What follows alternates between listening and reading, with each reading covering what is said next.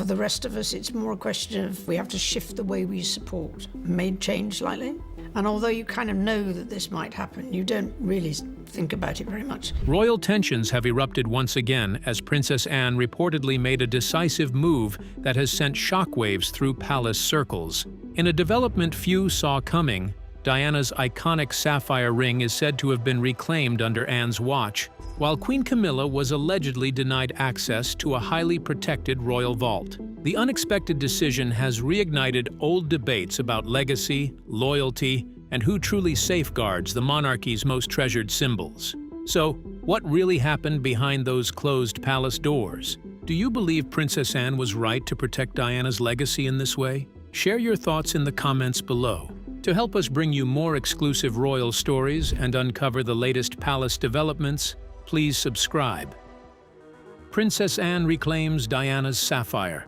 Princess Anne stepped forward with calm certainty the moment the secure vault door unlocked. In her hands was a signed custodial order carrying the authority of the king himself, a document that settled a question the royal household had carefully avoided for years. At the center of the matter was a sapphire ring long connected to the memory of Diana, Princess of Wales, a jewel that had remained hidden away while officials struggled to decide whether it belonged to royal history, the crown, or the family she left behind. The uncertainty had preserved the ring, but it had also created a space for competing claims. When the order was finally presented, the atmosphere inside the vault shifted immediately. The custodian reviewed the instructions more than once before confirming that the sealed case could be released only to Anne. No one else would be granted access. No exceptions would be made. Far away at Clarence's house, Queen Camilla was expecting discussions, delays, and perhaps negotiations. What she did not anticipate was a decision that completely closed the door on her request. The message that reached her was clear. The ring was no longer part of any debate, and future decisions regarding it would proceed without her involvement. What made the moment especially striking was not simply the refusal itself, but the fact that it carried the direct approval of King Charles III. Yet the story was never really about a piece of jewelry. Behind the sapphire rested decades of complicated emotions, stretching back to the royal turmoil of the 1980s and 1990s. For Charles, the ring represented memories that public ceremonies could never fully erase. For Camilla, it stood as a reminder that despite her position within the monarchy, some connections to Diana remained beyond reach. And for Anne, the jewel symbolized something deeper than inheritance or status. It represented a responsibility to protect the dignity of a woman whose influence continued to shape conversations long after her death. Those who witnessed Anne receive the case noticed something unexpected. There was no celebration and no sign of victory. Instead, she appeared reflective, aware that the object before her carried far greater weight than gemstones and diamonds. Reports suggest she paused before touching it, as though recognizing that the sapphire had become a container for memories, regrets, and unresolved family history. The king offered no public explanation after authorizing the transfer. His silence only fueled speculation throughout royal circles. Since the moment he opened his eyes, that he was the one, he was the future, he was going to be the king. And was the decision driven by duty, personal conviction, or a desire to preserve Diana's legacy from further controversy? No official answer emerged. What remained undeniable, however, was that one signature had accomplished more than the relocation of a royal treasure. It had drawn a firm line between the present monarchy and the lasting emotional legacy of the princess, whose memory still commands extraordinary power. She's too young, she's too naive, and you're an imaginary prince. She doesn't know you at all. Princess Anne's attention was drawn to a single object hidden inside a secure royal case, not for its value, but for the history it carried. What proposal unfolding behind palace doors left her deeply troubled? And how could one sapphire ring revive emotions tied to Princess Diana's lasting legacy? The answers may surprise you. Princess Anne reclaims Diana's sapphire. When Princess Anne examined the contents of a highly protected royal case, one object immediately drew her focus. It was not because of its value or its brilliance under the light. It was because of everything it represented.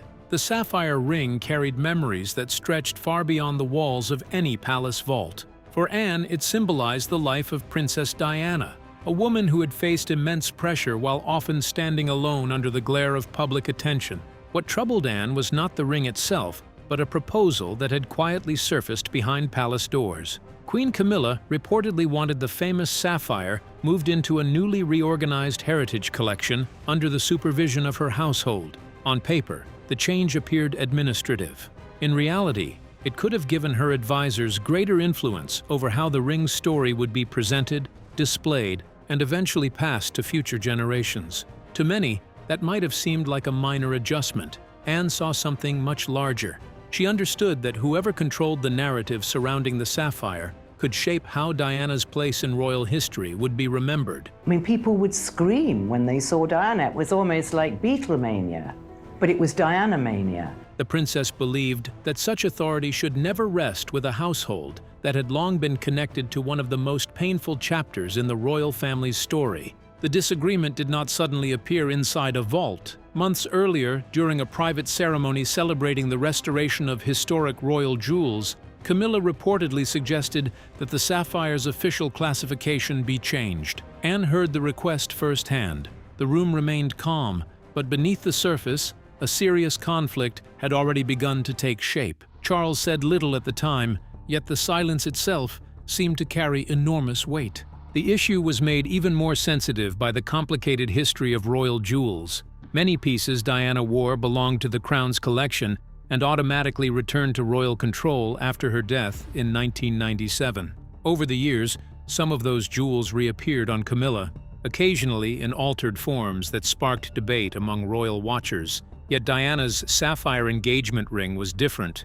It was personal property, inherited by her sons. Through an agreement between Prince William and Prince Harry, the ring eventually became William's. It later appeared on the hand of Catherine, now Princess of Wales, transforming it into a powerful symbol linking Diana's memory to a new generation. Even so, royal security traditions often required important items to be stored under strict protection. For King Charles, the dispute was never simply about ownership. The sapphire carried memories of family heartbreak, public scrutiny, and the lasting impact of Diana's legacy. For Anne, the matter was even clearer. Some treasures preserve history, but others preserve identity. And in her view, Diana's sapphire belonged not to changing royal administrations, but to the story of a mother whose memory millions believed should never be rewritten. A simple entry on a royal inventory suddenly transformed into a deeply personal royal dispute. But what drew such intense attention to a single sapphire ring? And how did it place Princess Anne and Queen Camilla at the center of a battle over Diana's legacy, influence, and memory? Let's find out. Windsor's sapphire ring power struggle. The atmosphere inside Windsor Castle changed the moment a single entry on a royal inventory drew unexpected attention. What should have been a routine review of treasured jewels quickly evolved into something far more personal, exposing a struggle over memory, influence, and the lasting legacy of one of the most beloved figures in modern royal history. At the center of the dispute stood Princess Anne, Queen Camilla, and a sapphire ring forever linked to Diana, Princess of Wales. For years, Camilla had worked tirelessly to reshape how the public viewed her. The journey from public controversy to queen consort was long and difficult, marked by constant comparisons to Diana and endless scrutiny. Yet even after reaching the highest ranks of royal life, one obstacle remained impossible to escape: the enduring connection between Diana and the people who continued to cherish her memory. The controversy intensified when questions emerged about several of Diana's most famous possessions. During discussions surrounding royal collections, a proposal reportedly surfaced that would have shifted control of Diana's sapphire ring from protected family heritage status into a category managed directly by the working monarchy. To some, it appeared administrative.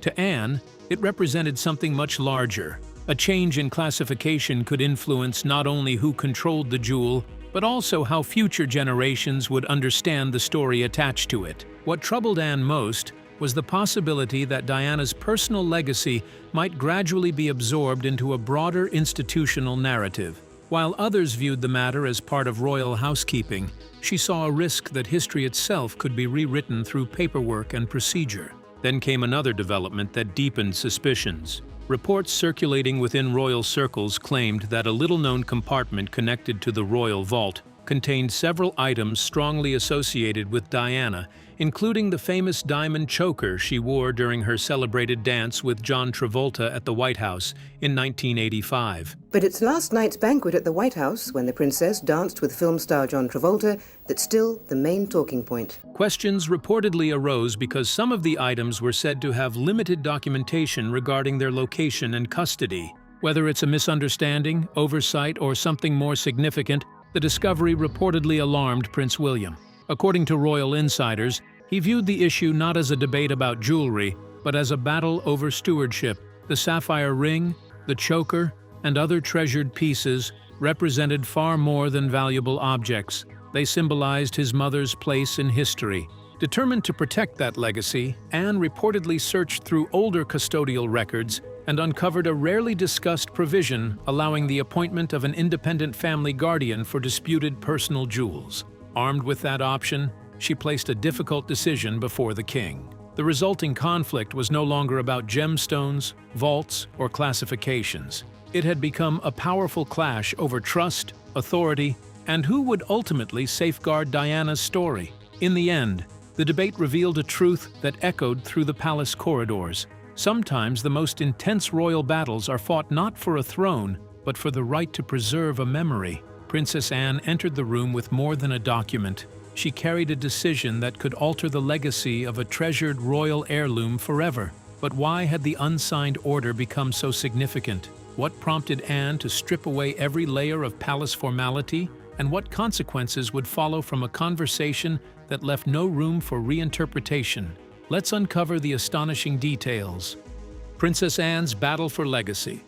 Princess Anne did not arrive carrying a compromise. She arrived carrying a document that remained unsigned, a decision that could reshape how one of the most recognizable royal treasures would be remembered for generations. Inside a quiet private sitting room, away from advisors, officials, and palace intermediaries, she placed the custodial order on the table and removed every possible shield of formality. There would be no carefully crafted statements, no official language, and no opportunity for anyone to later reinterpret the conversation. What followed was not a dispute over a piece of jewelry. It was a battle over history itself. At the center of the disagreement stood the famous sapphire ring forever linked to Diana, Princess of Wales, a symbol whose meaning had only grown stronger since her passing in August 1997. For Anne, the issue was simple but deeply important. The ring represented a legacy that belonged first to Diana's children and future generations. In her view, allowing another royal household to determine how that legacy would be presented risked changing the story attached to it. Across the table, Queen Camilla saw the situation very differently.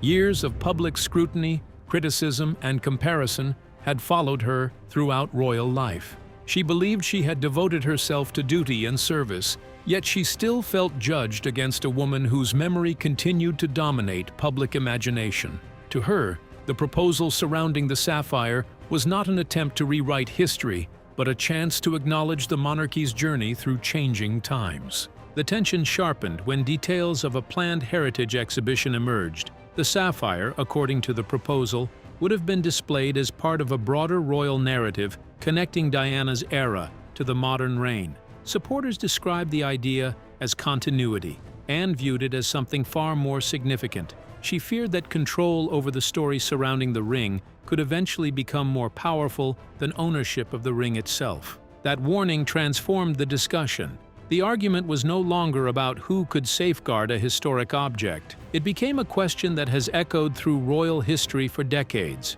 Who has the authority to define the meaning of a legacy once its original owner is gone?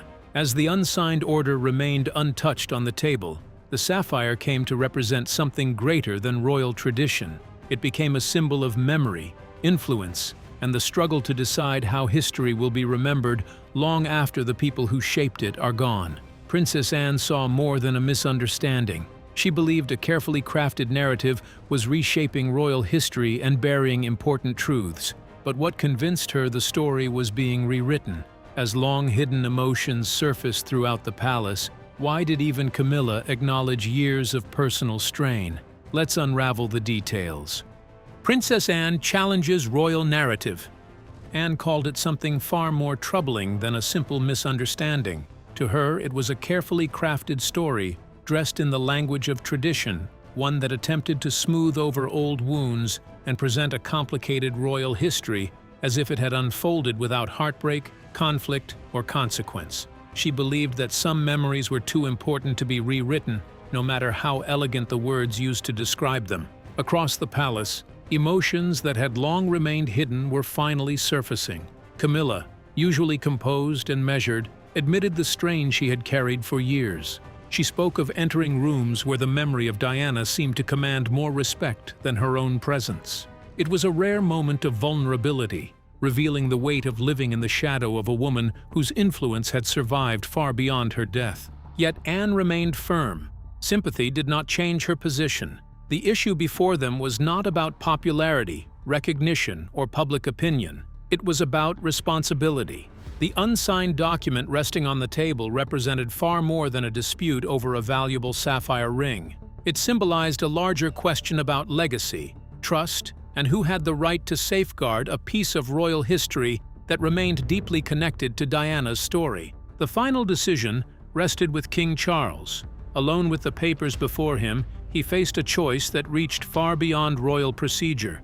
The order outlined powers available to the sovereign, allowing an independent guardian to oversee disputed royal property and prevent access from any competing household. As Charles studied the details, one name appeared repeatedly throughout the records: Diana. The sight forced him into reflection. Over the years, official statements, advisors, and palace traditions had often softened difficult realities. But this matter demanded something different.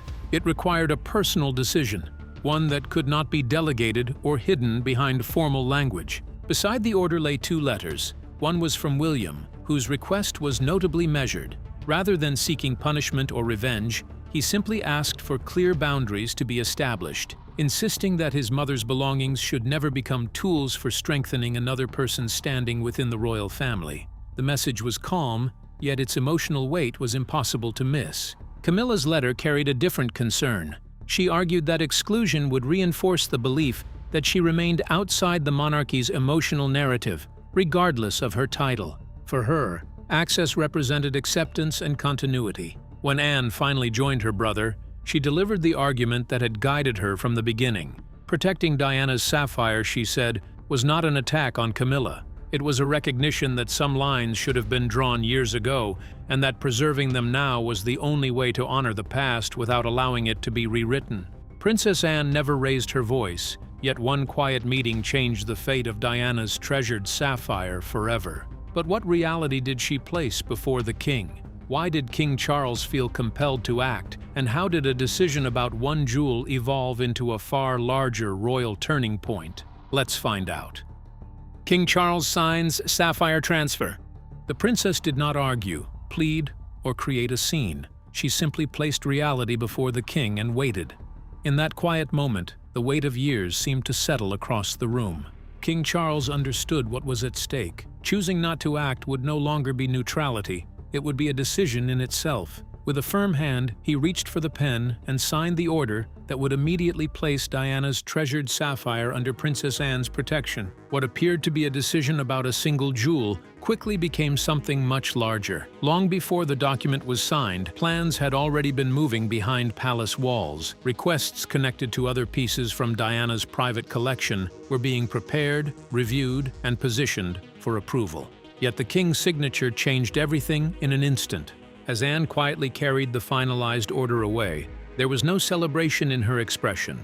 She understood that the matter extended far beyond a sapphire. The decision touched old family divisions, unresolved memories, and questions that had lingered within the monarchy for decades.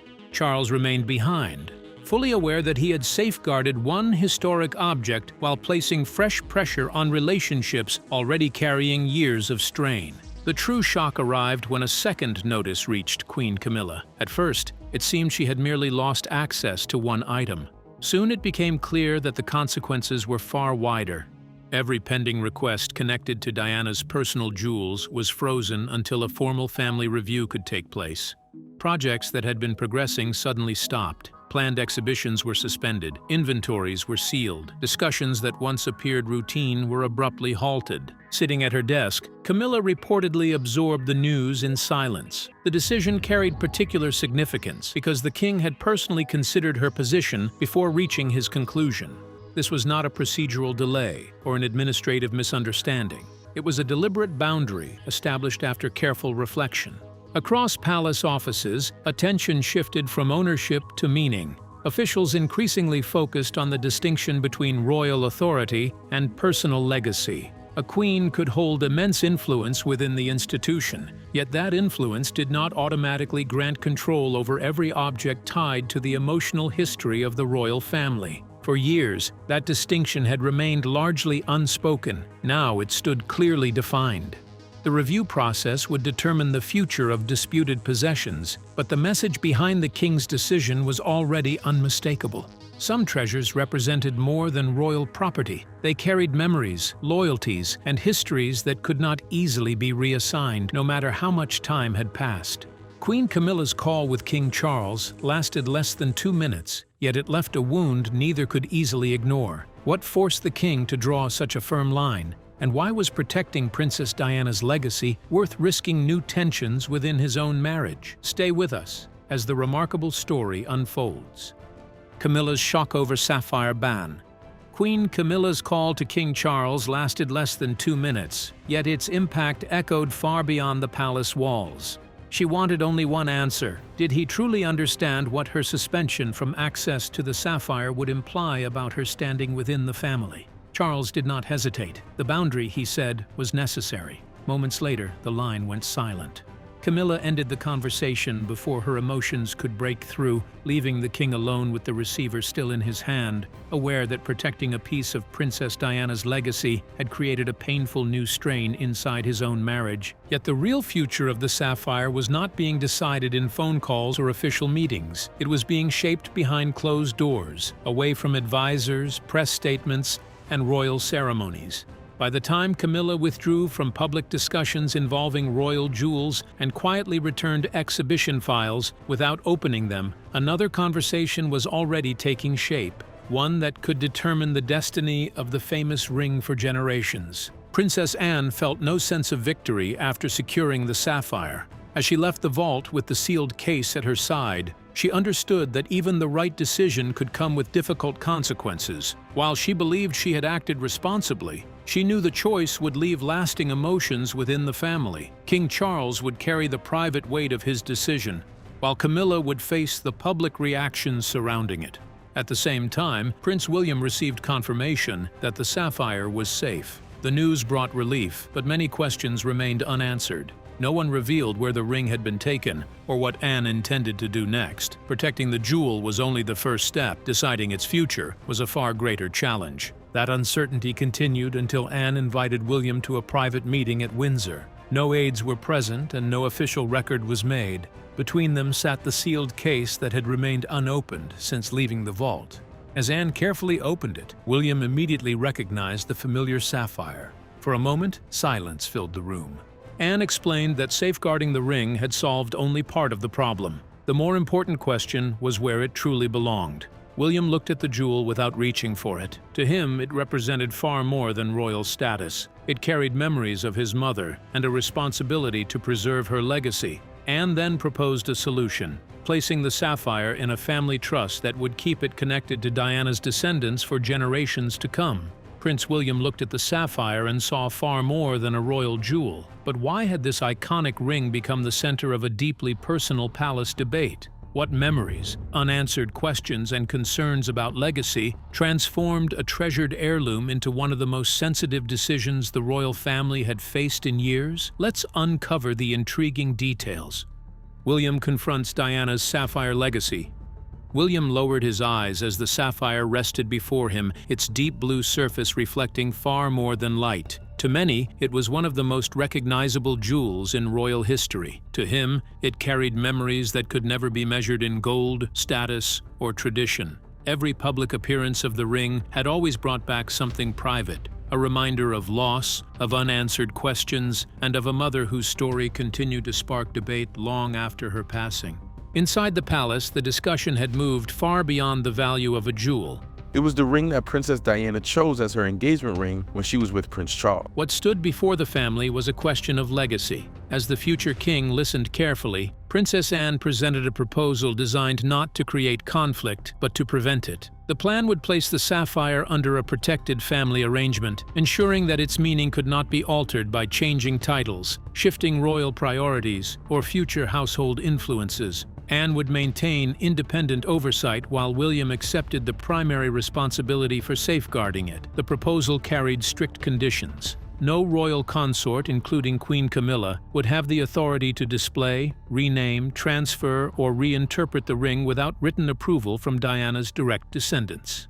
Anne understood that even the smallest change in description could gradually reshape public memory. A different label could eventually create a different story. William's response surprised those present. There was no anger, no demand for punishment, and no attempt to settle old scores. Instead, he spoke about balance. The sapphire, he insisted, should never become a tool used against anyone. Yet neither should Diana's life be rewritten to make uncomfortable truths easier to ignore.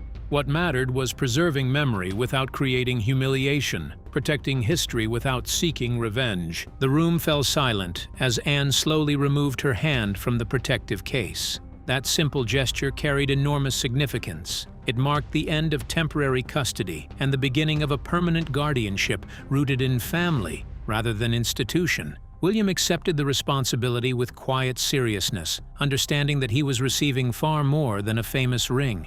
When news of the decision reached the public, reactions spread quickly across Britain. A carefully drafted palace statement confirmed that the sapphire had been removed from general royal custody and placed within a trust overseen by Diana's descendants. Even King Charles reportedly reviewed the wording before its release. One phrase stood out. The ring possessed a unique personal and familial significance. Those words drew a clear distinction between royal ownership and emotional inheritance, turning a treasured jewel into a lasting symbol of who ultimately controls Diana's story. Before most people had finished their morning tea, one royal headline had already captured the nation's attention. But what request had sparked such intense speculation? And why was Princess Anne reportedly unwilling to compromise? Let's find out. Princess Anne defends Diana's legacy. Before most people had finished their morning tea, a single headline had already swept across the country. Newspapers, television programs, and online discussions were all focused on the same unexpected royal development. Without openly naming the request that had been rejected, palace officials left enough silence for the public to draw its own conclusions. That silence proved far louder than any official explanation. Soon, photographs of Diana, Princess of Wales, wearing her famous sapphire jewelry appeared across front pages, accompanied by reports that Princess Anne had refused to cross a line she believed should never be crossed. What might have remained an internal family disagreement quickly evolved into something much larger. The discussion was no longer simply about a jewel locked inside a royal vault. It became a debate about memory, legacy, and who should carry the symbols of the past into the future. Outside Kensington Palace, a quiet display began to take shape. A visitor tied a blue ribbon to the palace railings. Then another appeared. Before long, countless sapphire-colored ribbons stretched across the gates, creating a moving tribute. The gesture was simple, yet its message was unmistakable. Many people still connected Diana's legacy most strongly to her sons, particularly Prince William. Prince William inherited the sapphire ring after the death of Princess Diana, which he used to propose to Kate Middleton in 2010. Rather than to the institution that had once struggled to understand her place within it. Meanwhile, Queen Camilla found herself at the center of a narrative she could not easily escape. Public discussion increasingly portrayed the controversy as an attempt to claim a legacy that was never hers. Responding publicly risked making the situation worse, while remaining silent allowed the story to grow on its own. It was a difficult position, and every passing day seemed to reinforce the public perception already taking hold. Yet the person receiving the most praise appeared to welcome it the least. Anne reportedly made it clear that the attention should not focus on her. In private conversations with King Charles III, she emphasized that the moment belonged to Diana's family, not to those guarding the vault. When William later issued a carefully worded statement expressing gratitude for the protection of an object deeply important to his family, he avoided criticism and chose restraint. That decision changed everything. What could have been viewed as revenge came to be seen as responsibility. By the time the controversy faded, the sapphire's meaning no longer rested on royal records or titles. Its significance had been defined by the choices people made to protect it and by the memories they believed it represented. A quiet document signed behind palace doors succeeded where years of debate and royal hesitation had failed. But what led to this decisive move involving Diana's famous sapphire, and why was the battle never really about a jewel at all? Was this the final step in protecting a legacy that still shapes the monarchy today? Let's unravel the details. The Sapphire legacy finally settled.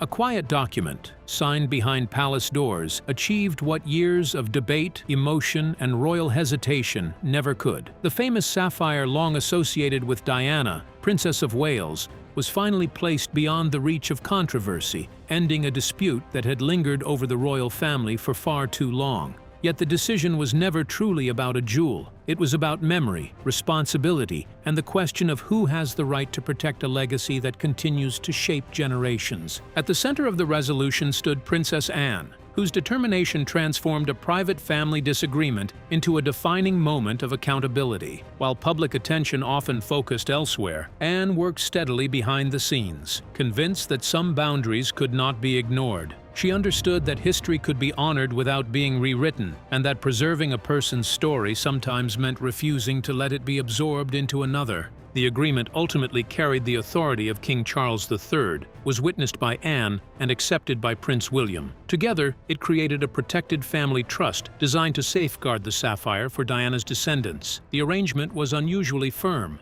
The jewel could no longer be displayed, transferred, renamed, exhibited, or placed under the control of another household. Its future would rest solely with those directly connected to Diana's bloodline.